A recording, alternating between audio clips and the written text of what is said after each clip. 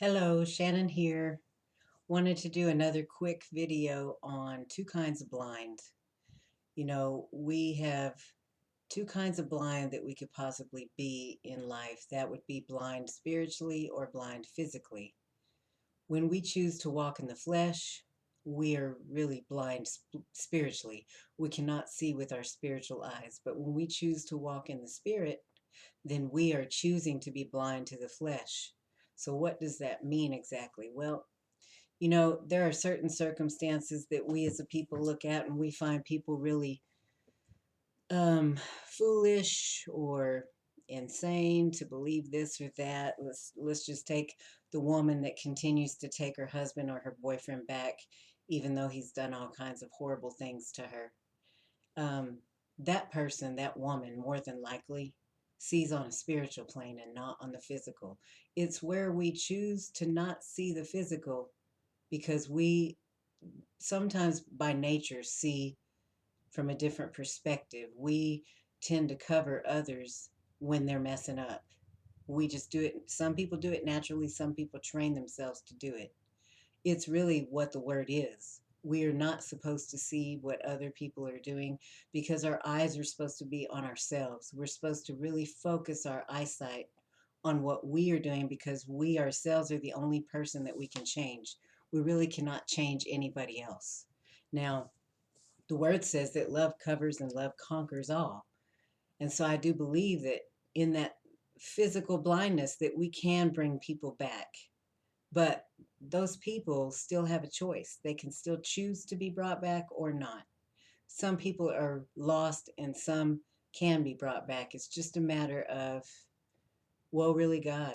God's the only one that can bring somebody back. When we do our best and we see that it's not working and there's nothing else that we can do, well, it's time for us to move on, basically. It's just a matter of that person. God gives each individual the amount of patience needed in order to complete whatever it is in life they're supposed to complete. But there is a time in everybody's life where the patience is gone. You've given all that you can give, you've covered all that you can cover, and now you've covered to the point at your expense, which when it comes to that point, it's time to pick your life back up again. Jesus said, I believe it's in John 10:16 or 16:10, I can't remember exactly, that my Father loves me because I lay my life down so that I can pick it back up again. Once you've laid your life down to the point that your life is being pretty much affected negatively, it's time for you to pick your life back up. You've done your part and it's your turn to live. And so when this happens, sometimes it takes a while for a person who has used their spiritual eyes to see to be able to enact their physical eyesight.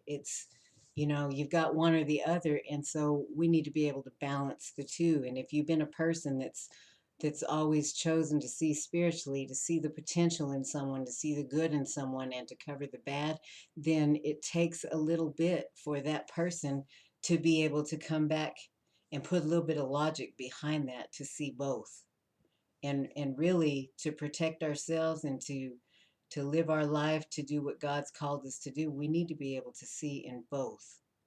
But unfortunately, you either see spiritually or physically. And until you see what the two are, it's very hard to put them into balance. When Jesus said to the Pharisees and Sadducees, if you were blind, you wouldn't be so knee deep in your sin, he was speaking of physical blindness. The Pharisees and Sadducees pointed their fingers at all the things that everybody else was doing. But in doing that, they did not understand that they were spiritually blind. Because if you spiritually see, you're not pointing your fingers at others, you're pointing your fingers at yourself. And you're not worried about what other people are doing. So, that blindness that I speak about, especially in the last video, that's the blindness of choosing not to see the wrongdoing of others. It's not because there's something wrong with the person choosing not to see it. It's that if you're honoring the law of love, that's what you're supposed to do. You're not supposed to be pointing out what everybody else is doing wrong. Now, that doesn't mean that if somebody is doing something harmful to somebody else that you don't speak up and do something about it. Let's not get way on one side and then not be able to come back to the middle. It's kind of like that movie of being diverse. I can't remember the name of that movie. Those that were diverse, they wanted to get rid of because they were a danger, because in every circumstance, they were able to switch their mind to do what was the best for everybody involved.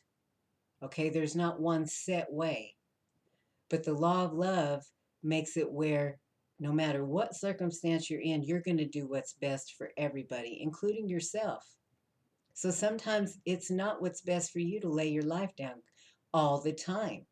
Sometimes you're supposed to choose yourself.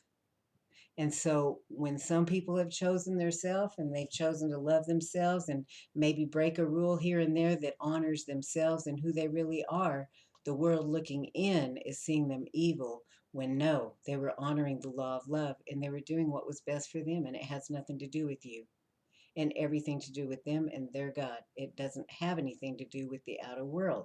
When people are not being hurt by the rules that are being chosen to be broken, that's where we butt out. It's none of our business. It's between them and God. We all have circumstances that we are working through, and is trying to make us a better people. And it's not for the outsiders, me, you, whoever, to look at somebody and try to interject what we think about what that person is choosing. When they're not hurting somebody else and that choice only involves them and whoever is immediately involved with them, it's nobody's business but theirs.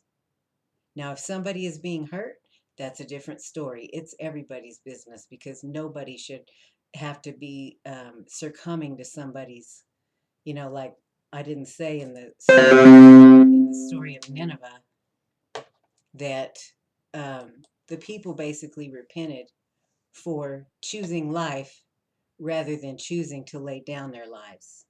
They were choosing to live at the expense of others. They were choosing not to honor the law of love. It wasn't just about the different 10 commandments that they might be breaking. That's not what it was all about. They were pointing fingers at others. They were making sacrifices out of everybody else rather than sacrificing themselves. So the two blindness, seeing physically, means you are fleshly. That is how you process things. Seeing spiritually means that you see from the perspective of love. If you see physically, you're seeing from the perspective of the opposite of love. And I know that that's hard. It's hard to put the two together because, yes, we have to see physically, but with all due respect to anybody and everybody watching this video, the spiritual trumps the physical. It came first. When God said, I knew you before you were in the womb, you were spiritual first, then physical. The physical is teaching us about the spiritual, but the spiritual is the truth and the whole truth. The physical is just part of the truth and therefore not the truth. The whole truth is the truth. Half a truth is a lie. So we need to be able to see with the right eyes and then come back in the middle so that we can live both in the spiritual world as well as in the physical and get along with each other and love each other. With that being said, I hope this has blessed you. You have a blessed evening.